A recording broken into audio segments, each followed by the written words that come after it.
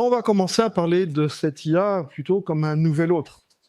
Là où on a l'habitude plutôt de le parler comme un outil, est-ce que c'est encore réellement un outil?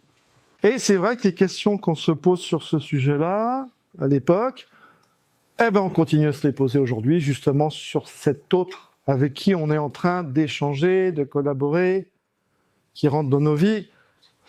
Pour la première fois, cet autre qui nous prend une de nos facultés, qui est celle de pouvoir parler, qui est celle de pouvoir écrire, qui est celle de pouvoir communiquer avec nos mots. Jusque-là, les hommes étaient les seuls sur Terre à pouvoir manipuler ce langage, ce qui fait qu'on arrive encore à se comprendre aujourd'hui, enfin on essaye. C'était quand même une faculté très humaine. Et là, ce paradigme, il a vraiment changé les choses, il est en train de considérablement changer les choses.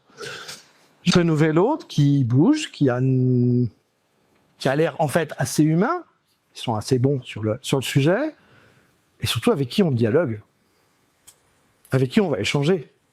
Et là, c'est plus au téléphone, c'est pas par texte, c'est en face de moi, avec quelqu'un, quelque chose. Et c'est là aussi toute l'ambivalence de la situation. Qu'est-ce que c'est? Est-ce que c'est encore réellement un outil? Est-ce qu'une IA a une conscience?